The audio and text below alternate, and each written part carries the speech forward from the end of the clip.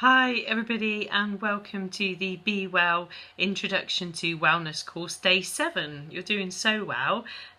Today we're going to talk about occupational wellness.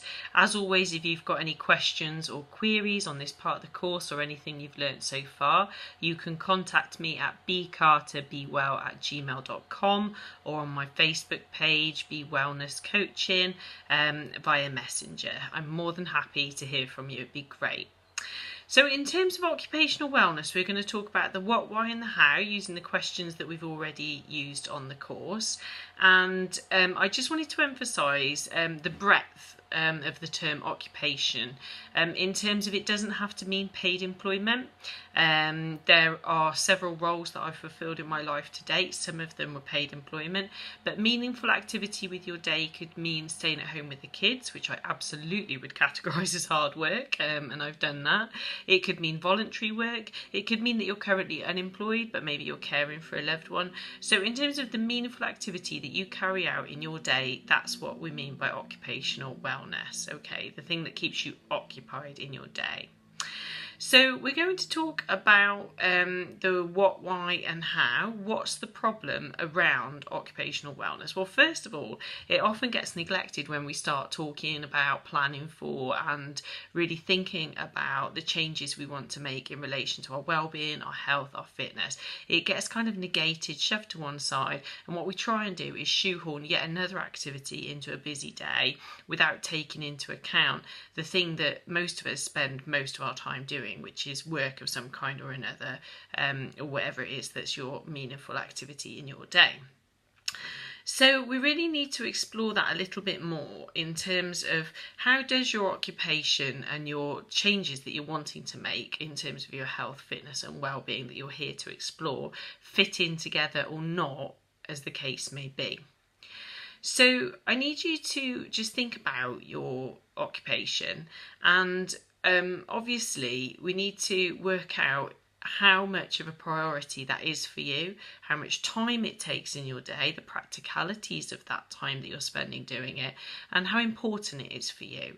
Obviously, we all have to be responsible adults to some extent or another, but if you really are not enjoying the thing that you're spending most of your time doing, I'd ask you to reflect on that and think about where you want to be maybe in 6 months, a year, 2 years time, and make maybe some long-term plans and changes, because life is really worth a lot more than spending it doing something you don't really enjoy, love or feel is fulfilling for you.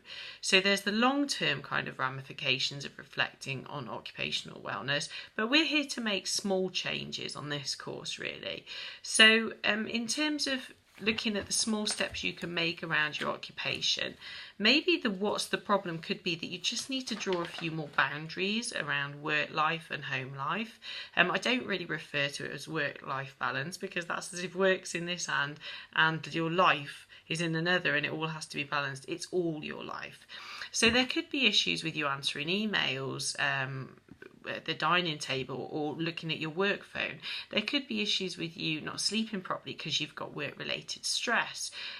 So what's the problem could be simply about drawing better boundaries, being more stringent about turning that work phone off, not checking your work email when you're not at work, maybe addressing that stress more using some mindfulness techniques that I use on the Everyday Mindfulness course.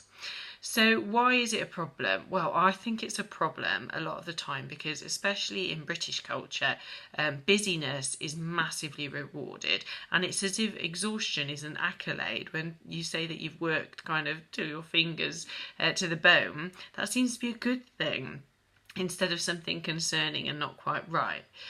We kind of put people who work all the hours on a pedestal, and that can be a real pressure. I know I had a job once where I really felt, because my boss stayed till 7, I had to stay till 7. So it was long days, and I missed my bus a few times, so it wasn't great for my life in that way, short or long term.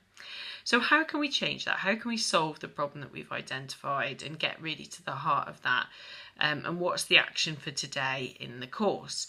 So I'd like you to visualise yourself in 3 months' time. Where are you? What's your location? Who are you with? What does it look like around you? What do you look like? What do you want to be doing? What are you specifically doing? Just close your eyes and really use your imagination to visualise that. And then when you open them, just check in with yourself if that's congruent with the other things you've been thinking about in this course, with your values, with your priorities, with where you really want to be going in your goals. And if it's not, make some changes that will move you closer to that visualisation and that imaginary best day. Really make it a day where in your sleep a fairy's waved a magic wand across you and you have woken up and it is the routine and the day that you would ideally love to be having. Write that down, stick it somewhere you can see it, journal it, because that's where you want to be heading towards really, and everything else needs to start to come into congruence and fit in and feel that there's a real flow in terms of what you want, how you're going to go about getting it, and it being workable with your real life. So review and reflect on that is today's action. Visualise your ideal day, your routine, how work fits in, and if it doesn't currently, make an action plan for some changes. Okay, see you tomorrow. Bye.